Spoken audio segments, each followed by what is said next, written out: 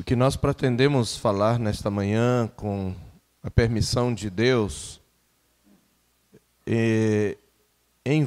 cobre todos os capítulos do 36 até o 38. Mas, obviamente, nós não vamos ler todo esse trecho. Nós queremos ler apenas o que está do capítulo 35, 30, para pegarmos o contexto anterior, até ao 36, versículo 8. Êxodo 35, 30 a 36, 8. Porém, para você que está anotando, você pode colocar como texto básico Êxodo capítulos 36 a 38. Ok? O título da nossa mensagem é Retomando a Edificação do Santuário de Deus. Retomando a edificação do Santuário de Deus. Ainda hoje, meus irmãos, nós interrompemos a edificação do Santuário de Deus. Por pecados que cometemos, por abandonarmos a obra para cuidarmos dos nossos interesses, por esfriarmos na fé, por termos uma vida cristã inconstante, que se revela na inconstância com que nós frequentamos os nossos cultos, na inconstância com que nós nos ajuntamos com o povo de Deus. São muitas as formas pelas quais o nosso pecado, por omissão ou por comissão, interrompe, bloqueia, atrasa a obra de edificação do corpo de Cristo, do santuário de Deus, que é a sua igreja. E é sobre essa retomada que nós veremos nesta manhã, e nela nós relembraremos alguns princípios já conhecidos e vamos entender por quê.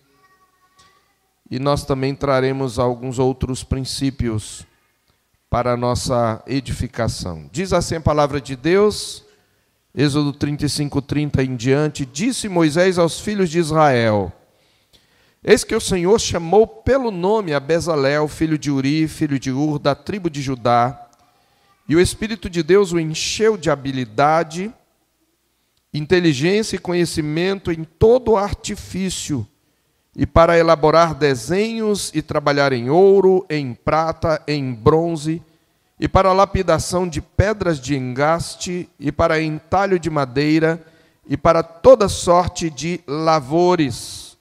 Também lhe dispôs o coração para ensinar a outrem, a ele e a Oliabe, filho de Aizamaque, da tribo de Dan, encheu-os de habilidade para fazer toda a obra de mestre, até a mais engenhosa, e a do bordador em estofa azul, em púrpura, em carmesim e em linho fino, e a do tecelão, sim, toda sorte de obra, e a elaborar desenhos.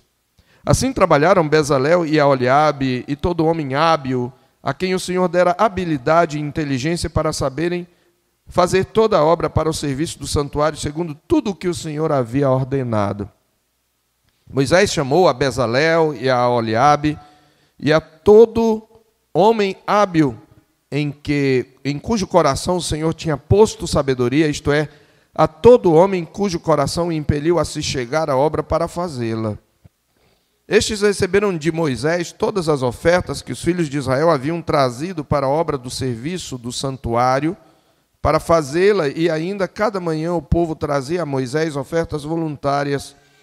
Então, deixando cada um a obra que fazia, vieram todos os homens sábios que se ocupavam em toda a obra do santuário, e disseram a Moisés: o povo traz muito mais do que é necessário para o serviço da obra que o Senhor ordenou se fizesse. Então ordenou Moisés, e a ordem foi proclamada no arraial, dizendo: nenhum homem ou mulher faça mais obra alguma para a oferta do santuário.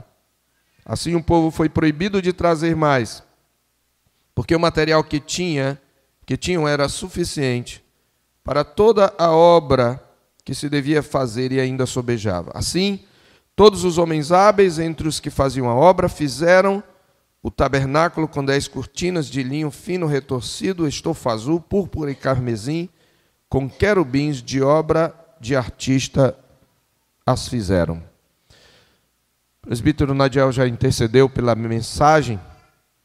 E, meus irmãos, nós precisamos ter em mente, precisamos nos manter lembrados de que tudo o que fazemos é para o Senhor e para a sua glória e para agradá-lo.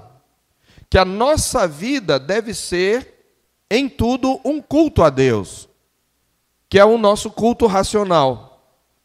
Nós temos que lembrar que quando nós trabalhamos para Deus, mesmo em nosso serviço assim chamado secular. Quando estudamos e fazemos o melhor para que a nossa vida agrade ao Senhor, e servimos ao Senhor e aos homens, aos nossos semelhantes, como parte da nossa dedicação ao Senhor. Quando nós comemos ou bebemos, nós o fazemos para a glória do nosso Deus. Quando nós nos divertimos, devemos lembrar que tudo o que fazemos ao nos divertir deve agradar o nosso Deus. E quando nós temos alegrias, devemos nos deleitar no nosso Deus e rendermos graças a Ele pela porção que Ele nos dá. De modo que toda a nossa vida é um culto a Deus.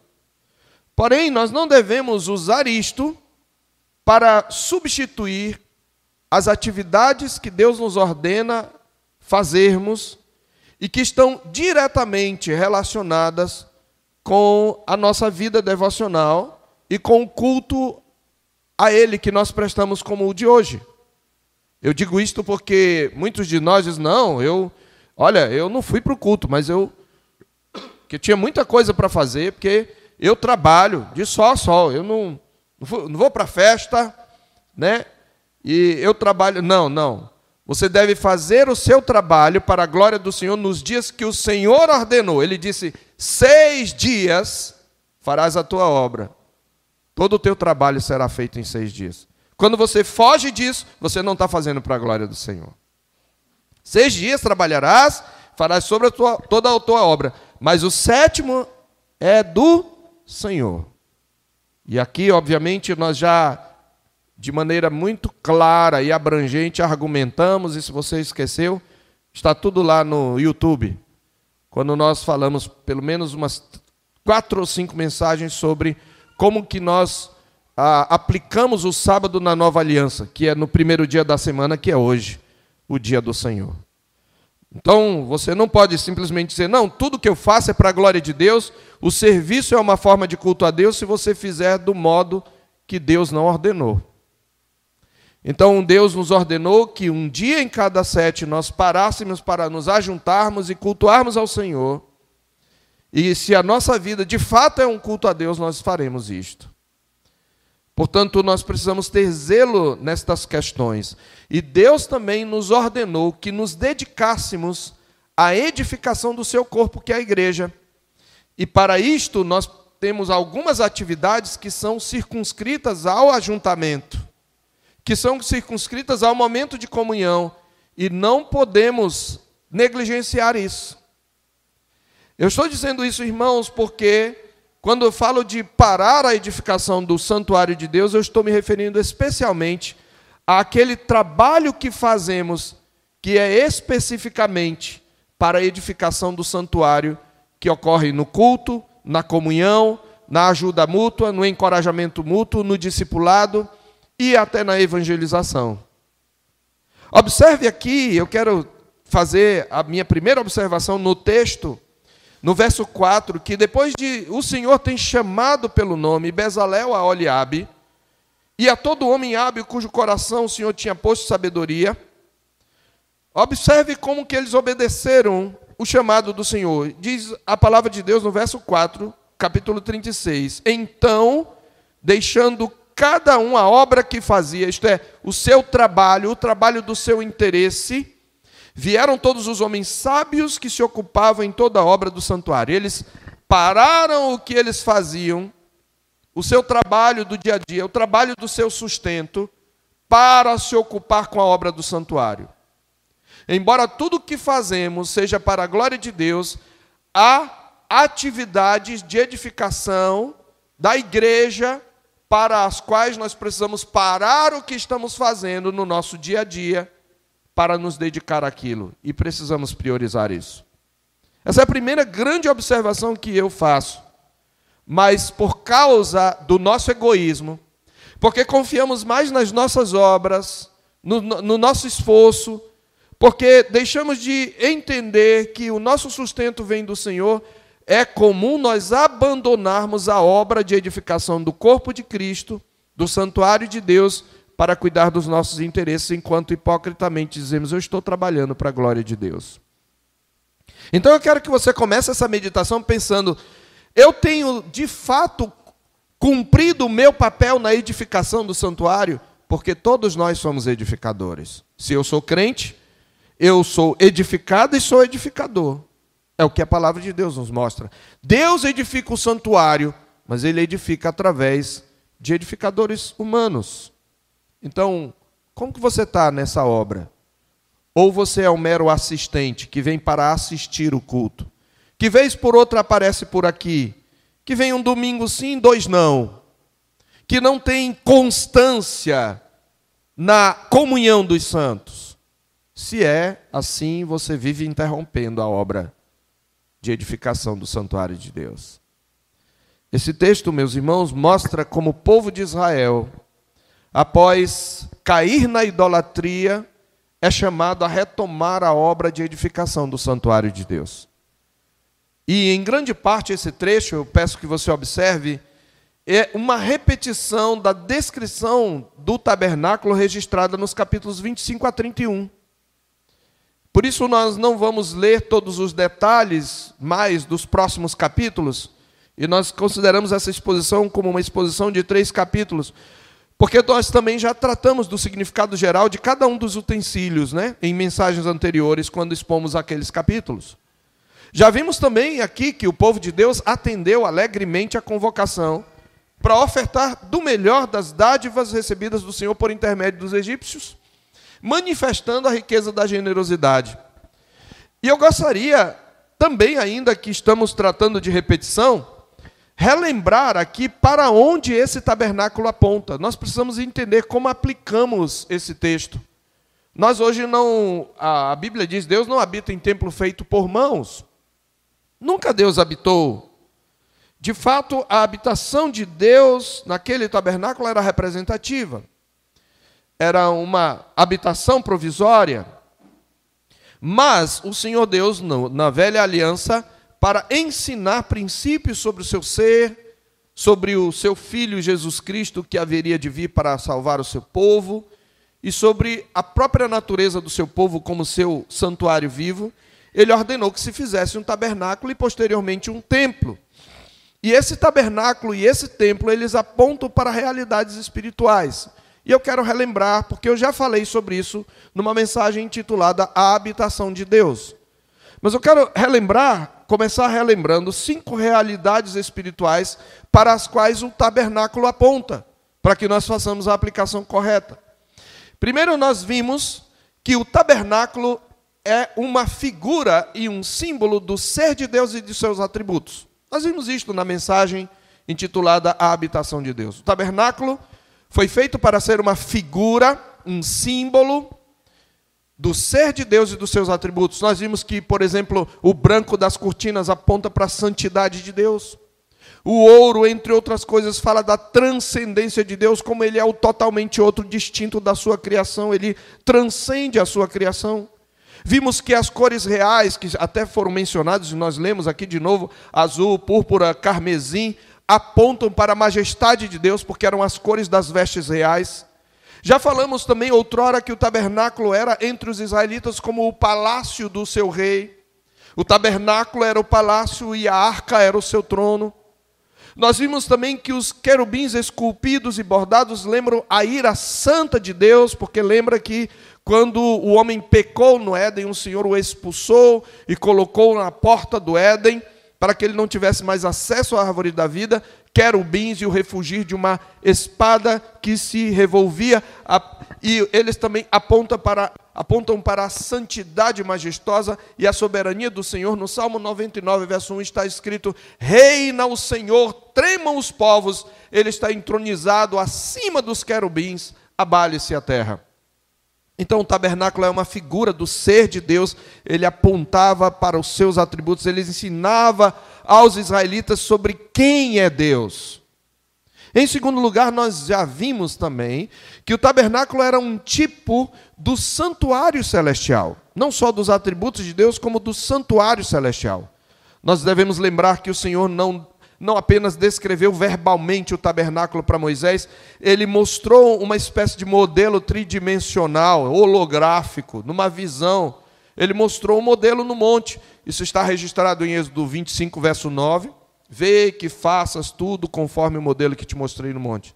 Em Êxodo 25, 40, isto é mencionado por Estevão em Atos 7, 44, e em Hebreus capítulo 8, verso 5, o tabernáculo, seus utensílios e os ritos ali praticados são chamados figura e sombra das coisas celestes. E ainda em Hebreus capítulo 9, verso 24, o autor menciona o tabernáculo como um santuário feito por mãos, que era a figura do verdadeiro santuário, que é o celestial.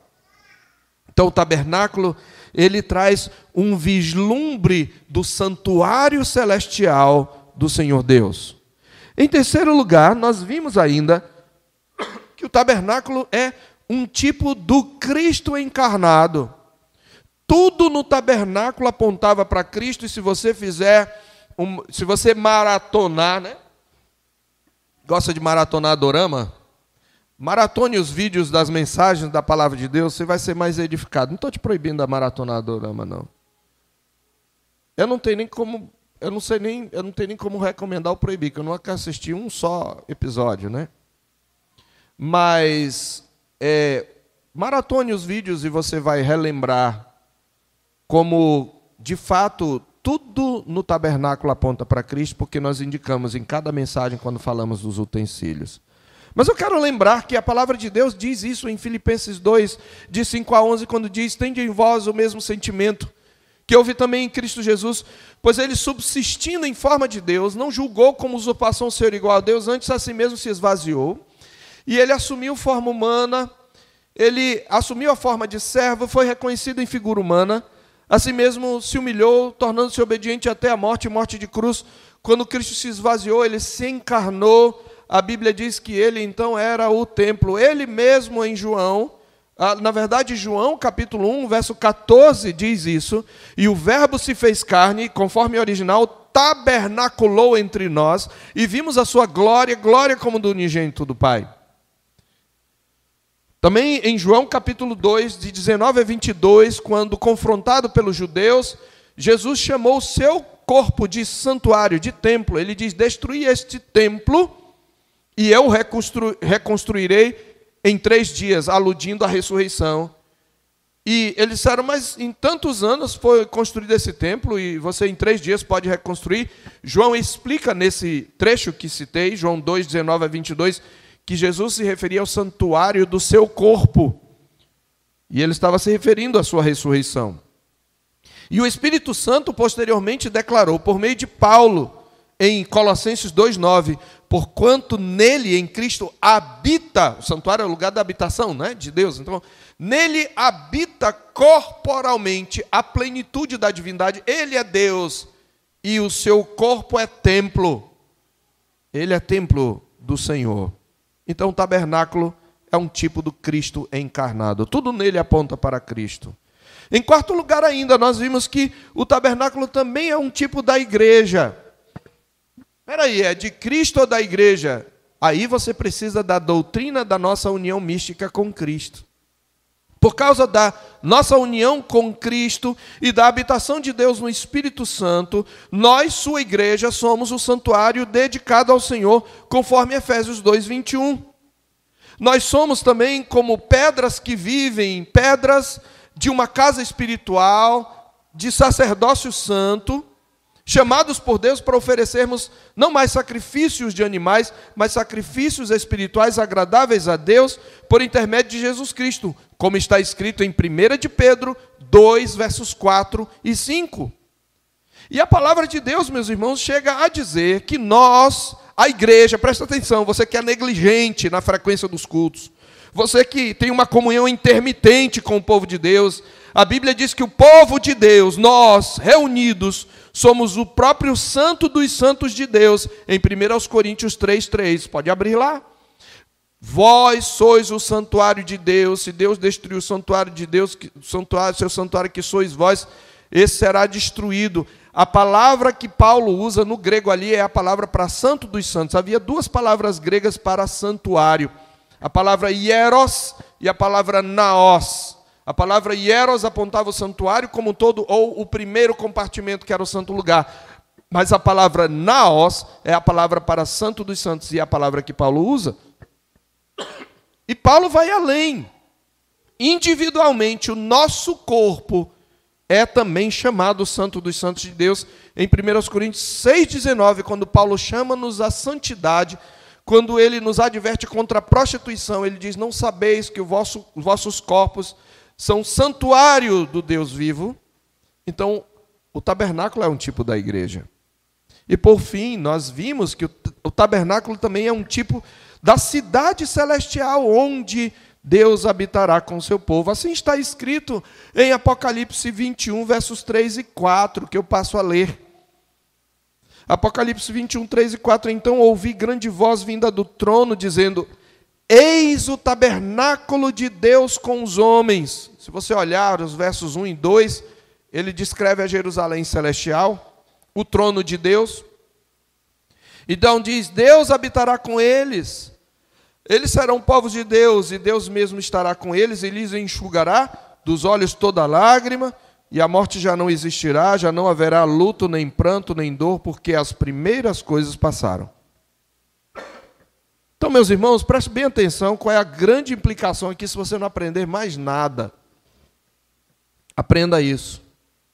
Quando nós nos reunimos para cultuar ao Senhor no dia do Senhor, pela manhã e à noite, nós podemos, a ocasião, por excelência. Há outras ocasiões que nós podemos ter essa experiência? Sim, mas não da maneira rica como temos aqui. E se negligenciarmos esse momento, no nosso dia a dia nós não teremos a mesma experiência rica. Porque é aqui que nós aprendemos a viver no mundo. Então, todas as vezes que nós nos reunimos, é uma oportunidade para termos, presta atenção, um vislumbre de quem Deus é e conhecer melhor o nosso Deus e nos deleitar nos seus atributos. É um momento sublime em que nós temos um vislumbre do santuário celestial de Deus. Todas as vezes que nós nos reunimos é um momento por excelência quando nós podemos contemplar pela fé a glória do nosso Senhor Jesus Cristo. Todas as vezes que nós nos reunimos no domingo é um momento para nós contemplarmos a noiva de Cristo. E todos os momentos que nos reunimos, nós temos uma antecipação do santuário celestial. Então, o crente que diz: eu almejo o céu, mas não tem prazer na comunhão dos santos no dia do Senhor, é um mentiroso, é um hipócrita. Ele não tem prazer na presença de Deus. Porque você não vai encontrar nenhuma manifestação mais palpável, mais rica, mais abrangente, mais profunda da presença de Deus, dos atributos de Deus, da glória de Cristo, do santuário celestial e do céu, do que a igreja reunida. Entenda isto. Não existe crente sem igreja. Nós precisamos entender isso. E por que Deus, então, se repete? Exatamente por causa disso. E sobre esta repetição, então, eu prossigo para trazer alguns princípios que nós já conhecemos, mais alguns princípios que estão baseados na descrição repetida. Essa é a pergunta que eu quero fazer nesse segundo momento do sermão. Nós vimos para onde o tabernáculo aponta. Agora eu quero fazer uma pergunta. O que a repetição do tabernáculo e seus detalhes revela? Por que Deus se repete aqui? Porque se você pegar Êxodo 25 a 31 e Êxodo 36 a 39, dificilmente você vai encontrar outro trecho na Escritura onde a repetição é mais completa do que aqui. Há muitas repetições na Escritura, mas esta é possivelmente a mais completa repetição. E quando Deus repete algo, Ele está ressaltando a importância daquilo. Então, o que a descrição do tabernáculo revela? Primeiro, a descrição do tabernáculo aqui nesse texto revela que o Senhor é um Deus paciente. Ela revela que o Senhor é um Deus paciente. Por quê? Porque o povo tinha caído em miserável idolatria. E apesar da ignorância, da lentidão e da teimosia do seu povo para aprender, o Senhor, de forma misericordiosa, começa tudo de novo. E traz cada detalhe de novo, insistindo misericordiosamente no plano de habitar no meio daquele povo. O povo preferiu o ídolo, o povo preferiu o Egito, o povo preferiu o bezerro de ouro, o povo preferiu a obra das suas mãos, mas Deus insistiu em continuar habitando no meio do povo. Meus amados, nós não somos diferentes. Quando nós negligenciamos o ajuntamento solene, quando nós negligenciamos os meios de graça, como a leitura da palavra, a oração, os sacramentos, quando nós pecamos por comissão contra o Senhor, nós estamos menosprezando a presença de Deus no nosso meio, mas Ele insiste em habitar no nosso meio, e Ele insiste em nos ensinar de novo as mesmas coisas. Isto mostra que o nosso Deus é paciente. Se Ele não fosse paciente, todos nós, a começar deste que vos fala, estaríamos perdidos.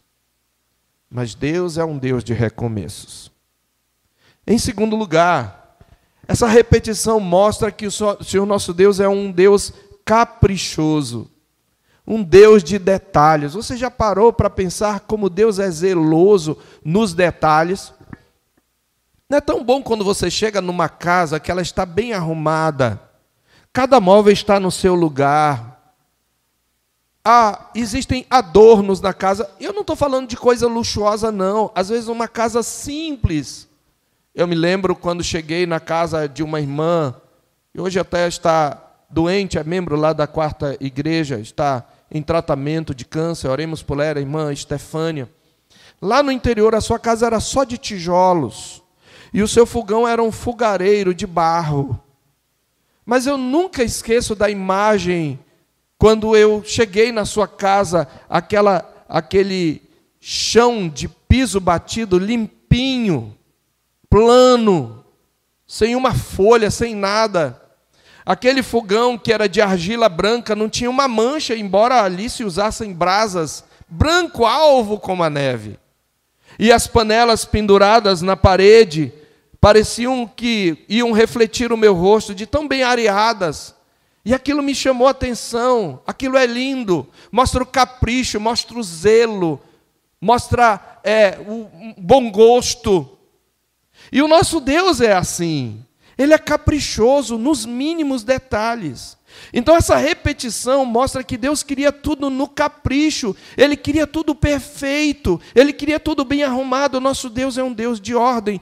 Para muitos de nós pode ser cansativo, meus irmãos, ler tudo de novo. Mas nós devemos antes nos deleitar no capricho de Deus e reconhecer em sua repetição a nossa tendência a negligenciar os detalhes do seu culto.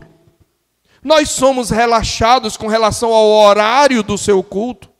Deus começa o diálogo no graça e paz, mas às vezes a gente chega no meio, já passou o momento de suplicar a misericórdia de Deus, a gente perdeu a conversa, a gente chegou atrasado para o banquete, e a gente acaba pegando a conversa pelo meio do caminho. Alguns até acham que se eu chegar para a mensagem está tudo bem. Nós nos perdemos nos detalhes, mas Deus é um Deus de detalhes. E se nós amamos a Deus, nós precisamos nos ater com zelo aos detalhes do seu culto. Do contrário, ele não repetiria, meus irmãos, as mesmas coisas, pois Deus não faz nada desnecessariamente. Em terceiro lugar, essa repetição lembra-nos que o Senhor Deus é um Deus zeloso pelo seu culto. Deus é zeloso pelo seu culto, meus irmãos. Ele não aceita que nós inventemos coisas no seu culto. Deus disse certinho como cada utensílio tinha que ser. Isto significa que somente aquilo que Deus é ordenado deve estar no seu culto. É claro que da velha para a nova aliança houve mudanças. Não há mais todos aqueles ritos e sacrifícios. Não há mais todos aqueles utensílios. Hoje, colocar arca no culto é heresia, porque isto pertence à velha aliança. O autor de Hebreus diz claramente isso em toda a sua epístola, que aquilo era figura e sombra. Mas o que nos sobraram? O culto na nova aliança é mais simples. O culto consiste de cânticos, cantar, igreja. Não é ficar calado, não é cantar, abrir a boca. Cantar, aprender os cânticos. Orar ao Senhor, ler a Escritura com graça no coração, como diz a nossa confissão de fé, participar dos sacramentos, ouvir a palavra de Deus, responder a palavra de Deus, tudo isso faz parte do nosso culto. E você imagina se a gente vivesse na velha aliança? Era tanto detalhe, né? Mas às vezes na nova aliança que é tão simples o culto, tão simples. A gente às vezes pode achar uma canseira. É muito engessado esse culto. A gente podia ter alguma coisa mais que nos agitasse.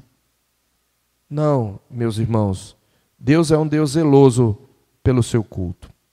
Em quarto lugar, nós aprendemos, agora tirando do contexto, que esse Deus que é zeloso pelo seu culto e pela edificação do seu santuário, esse Senhor desperta, dispõe e capacita o seu povo e o chama para participar da edificação do seu santuário.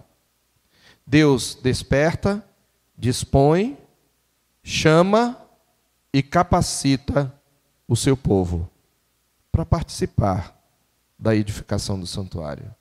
Que Deus maravilhoso é esse nosso, meus irmãos. Porque nós somos o santuário de Deus. Ele é o edificador, mas Ele nos convida a participar da edificação. Ele não quer que fiquemos de braços cruzados. Nós não somos objetos passivos da ação de Deus em celebrar. Como é que Deus faz isso? Primeiro, nós já vimos que Deus fez isto inclinando o coração do seu povo a contribuir segundo a riqueza da generosidade. Nós vimos isto na mensagem anterior, que o povo, veja o verso 20 do capítulo 35, então toda a congregação dos filhos de Israel saiu da presença de Moisés, e veio todo homem cujo coração o moveu, cujo espírito o impeliu, e trouxe a oferta ao Senhor para a obra da tenda da congregação, e para todo o seu serviço, e para as vestes sagradas, e ele vai descrever todo tipo de material precioso, do bom e do melhor, que o povo generosamente traz para a contribuição. Sim, meus irmãos, Deus deseja que nós usemos daquilo que Ele nos dá para a obra do seu tabernáculo. Nós encontramos isso no capítulo 36, principalmente nos versos 3 a 7, e especialmente no verso 5, diz que disseram a Moisés: o povo traz muito mais do que é necessário para o serviço da obra que o Senhor ordenou que se fizesse. E diz o verso 6 que Moisés precisou proibir o povo. Ele não disse assim: olha, não precisa mais, não foi isso, não. Vocês estão proibidos de trazer.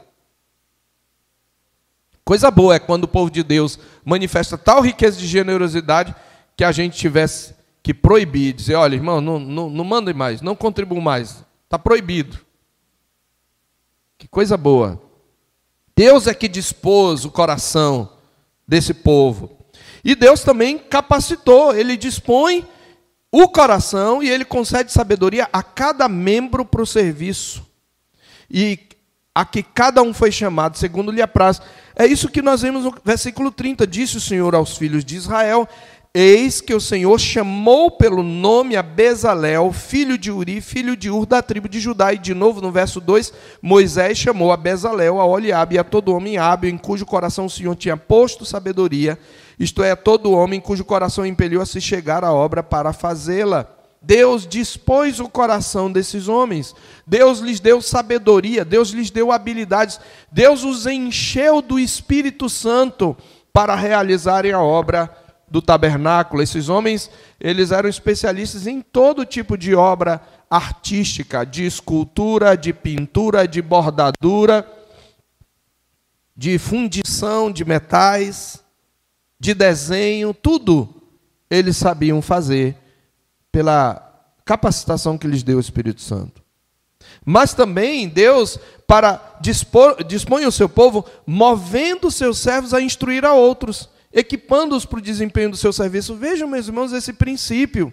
No versículo 34 do capítulo 35, ele não só deu sabedoria a Bezalel e a Oliabe, mas diz que também lhe dispôs o coração para ensinar a outrem, a ele e a Oliabe, filho de Aizamaque, da tribo de Dan. Eles também ensinaram. Por quê? Porque a habilidade também é ensinada. Aqui nós temos um princípio de discipulado, meus irmãos. É o mesmo princípio que nós vivenciamos hoje, num outro contexto. Deus nos ordena, Deus nos desperta, dispõe, capacita, chama pelo nome e nos instrui a ensinarmos uns aos outros. Aqueles que têm mais experiência devem ensinar aos que têm menos experiência. Os que já têm muito tempo, que deviam ser mestres, devem ensinar os que chegaram agora. Nós devemos instruir as crianças, os nossos filhos. Pais, quando vierem para o culto, presta atenção no seu filho. Tem criança que está dormindo, quando deveria cantar, e já tem compreensão para cantar. Cutuque o seu filho de vez em quando. Vamos cantar, meu filho. Abra a palavra, leia, ouça a palavra de Deus. Faça isso, pai. Nós somos instrutores uns dos outros. Em quinto lugar, o Senhor, na verdade aqui eu vou mudar o sujeito. O mediador e mensageiro escolhido pelo Senhor é fiel em toda a sua casa. Aqui a gente sai um pouquinho da linha de raciocínio, ao que parece, mas isso aqui é importante porque é uma mensagem e aponta para o nosso Senhor. O mediador e mensageiro da aliança, escolhido pelo Senhor, é fiel em toda a casa de Deus. Quem é o mediador? No nosso texto é Moisés. Atentemos mais uma vez para o fato da repetição em nosso texto, do mesmo que está registrado nos capítulos 25 a 31. Talvez estes sejam, como eu falei, os trechos paralelos com conteúdo mais idêntico entre eles. Mas além de destacar a importância do tabernáculo, enfatizar a retomada da sua edificação e tudo aquilo que nós já vimos, que outros significados poderíamos extrair dessa repetição? Eu gostaria que você atentasse para uma grande diferença entre o trecho 25 a 31 e esse trecho de 36 a 39.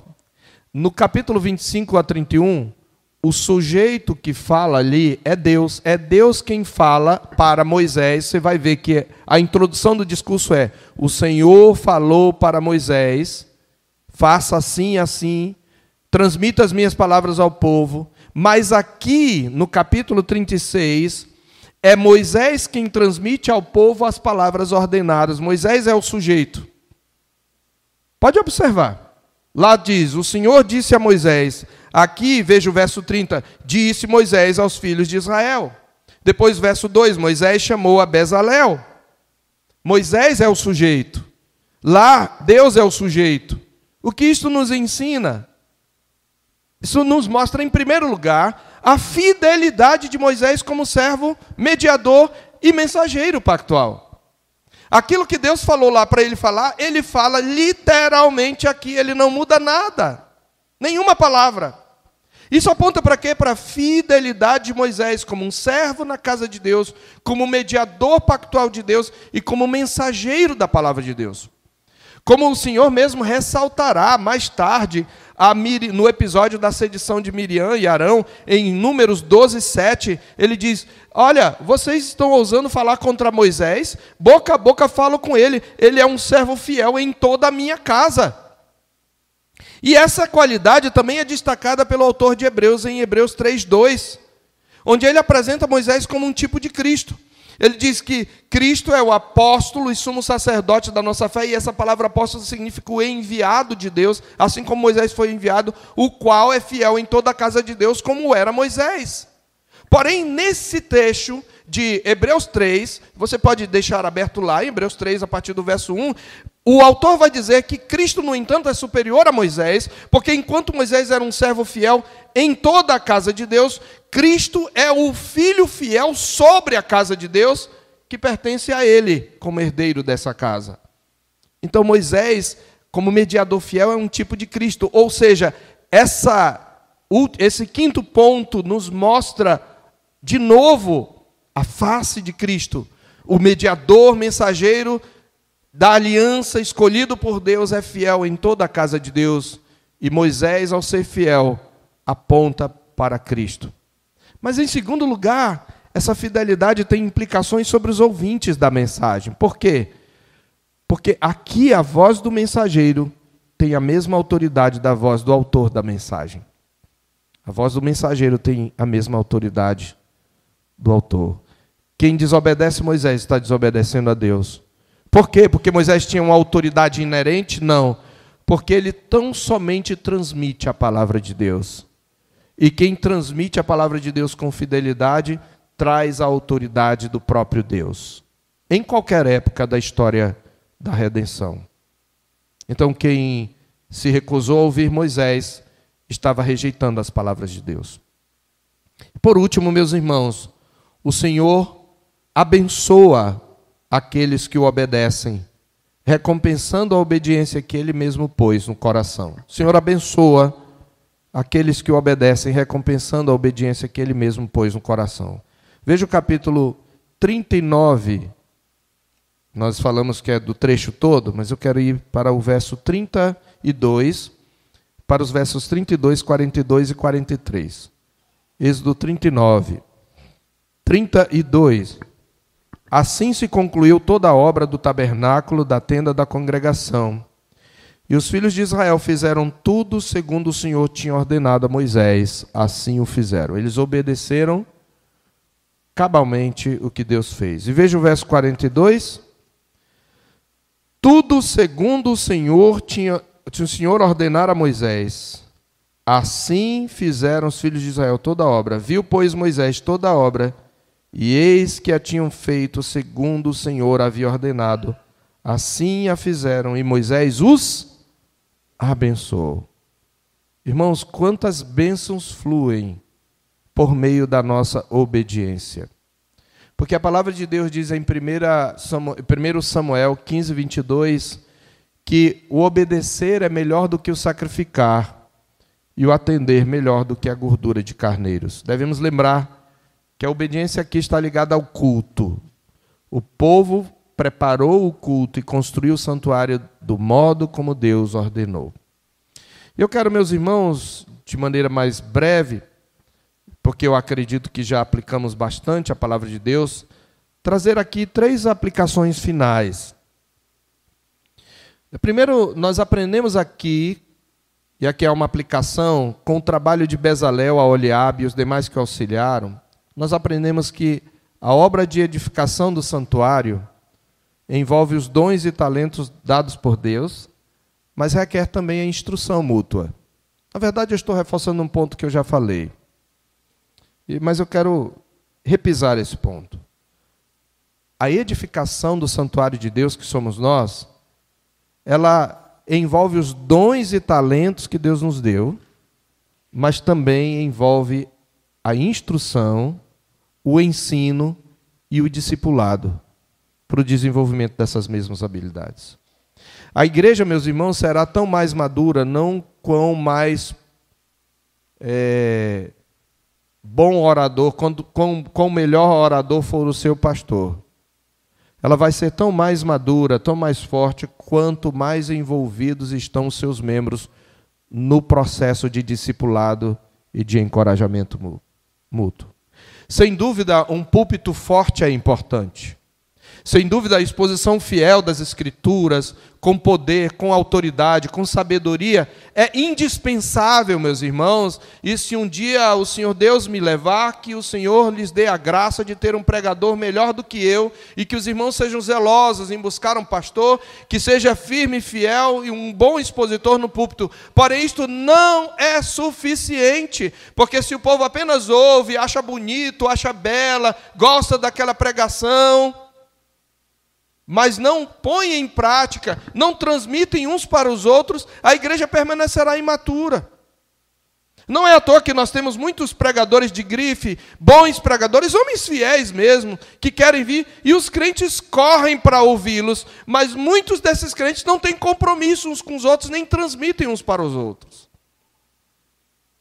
A igreja madura é uma igreja onde a maioria dos seus membros estão envolvidos no encorajamento mútuo, na instrução mútua, no discipulado. Veja, Deus dispôs o coração de Bezalel e Oholiabe não apenas para fazer, mas para ensinar a outrem. Não é só para você fazer, porque senão fica tudo centralizado em você.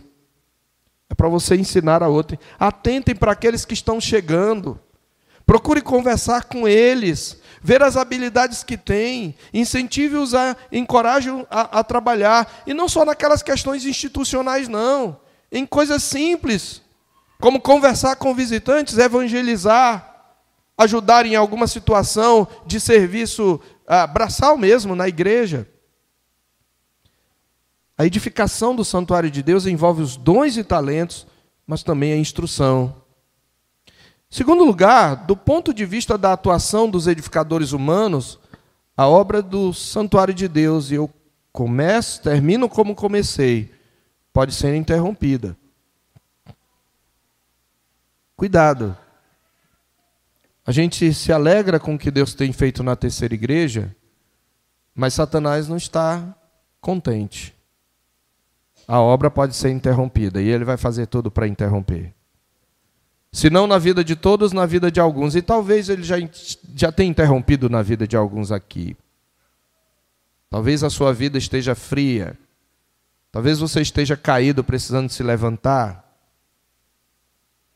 A obra da edificação do santuário pode ser interrompida. Da perspectiva da igreja visível, a igreja pode até ser destruída, meus irmãos. Por isso fazemos bem em atender a advertência que nos faz o apóstolo Paulo em 1 Coríntios capítulo 3. Eu peço que você abra lá. Em 1 Coríntios capítulo 3, Paulo fala da igreja como um edifício. Aliás, ele usa duas figuras. A igreja é lavoura de Deus e edifício de Deus. Ele diz isso no verso 9. Mas do verso 10 em diante, ele vai tratar a igreja como edifício. E ele começa falando do seu zelo no trabalho. Ele está dizendo, olha, eu vou prestar conta do que eu fiz. E eu vou dar um relatório para vocês, verso 10. Segundo a graça de Deus que me foi dada, lancei o fundamento como prudente construtor e outro edifica sobre ele. Por que ele está dizendo isso? Porque ele foi o plantador da igreja de Corinto. Ele lançou o fundamento. Ele evangelizou pessoas e fundou a igreja lá. E ele diz, outro edifica sobre ele, porque ele não estava mais lá. E aí ele nos adverte, porém, cada um veja como edifica. Cada um observe e se avalie. E aí ele fala do fundamento e fala do material, porque ninguém pode lançar outro fundamento além do que for posto, o qual é Jesus Cristo. Porque tem gente que, por exemplo, planta heresia na igreja, tem falsos mestres que plantam heresias na igreja e removem o fundamento, que é Jesus Cristo. Tiram a centralidade de Cristo. Ninguém pode fazer isso. Contudo, verso 12, se o que alguém edifica sobre o fundamento é ouro, prata, pedras preciosas, madeira, feno, palha, manifesta se tornará obra de cada um, pois o dia a demonstrará, porque está sendo revelada pelo fogo, e qual seja a obra de cada um, o próprio fogo provará. Se permanecer a obra de alguém que sobre o fundamento edificou, esse receberá galardão. Se a obra de alguém se queimar, sofrerá ele dano, mas esse mesmo será salvo, todavia, como que através do fogo. Observe o que Paulo diz. É possível que muita coisa que a gente faz, achando que está edificando, vai ser queimada pelo fogo. Mas o pior é o que ele fala no verso 16: não sabeis que sois santuário de Deus e que o Espírito de Deus habita em vós? Se alguém destruir o santuário de Deus, Deus o destruirá, porque o santuário de Deus que sois vós é sagrado. Como é que você está edificando, meu irmão, minha irmã?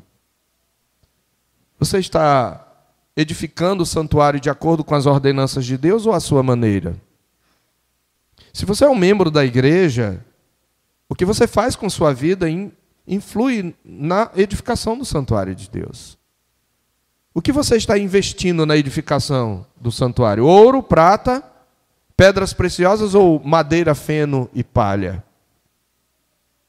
E por fim, meus irmãos, na perspectiva de Hebreus, sobretudo no capítulo 12, no capítulo 3, no capítulo 12, a fidelidade de Moisés, bem como sua autoridade, era uma prefiguração da fidelidade de Cristo, que é superior a Moisés, porque ele é o filho sobre a casa de Deus. Isso está em Hebreus 3, de 1 a 6, só para você conferir.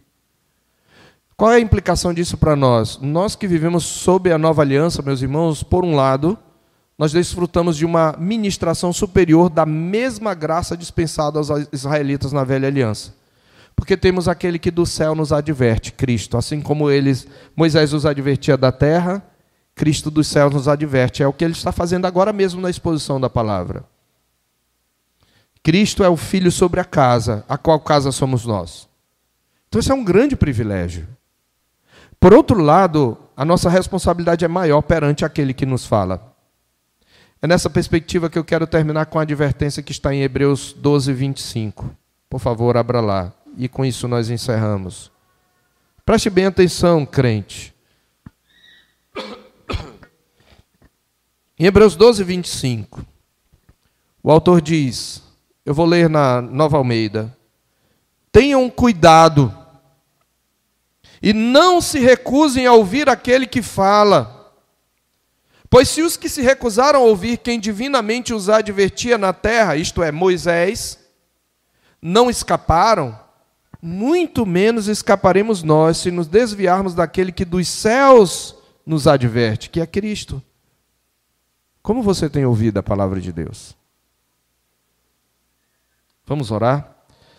Deus, obrigado por essa mensagem, Deus, que fala ao nosso coração, que nos desafia, nos repreende, nos encoraja. Ajuda-nos a cumprir, ó Deus, ajuda-nos a refletir sobre isso. Faze remoer durante todo esse dia as verdades que ouvimos.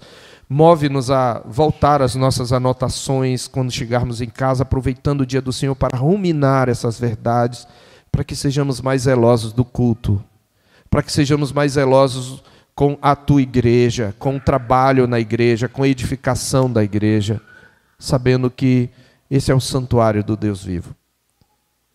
Nós te pedimos isto e te agradecemos em nome de Jesus. Que a graça do nosso Senhor e Salvador Jesus Cristo, o amor sacrificial de Deus, nosso Pai, e a comunhão consoladora do Espírito Santo seja conosco e com todo o povo de Deus agora e para sempre. Amém.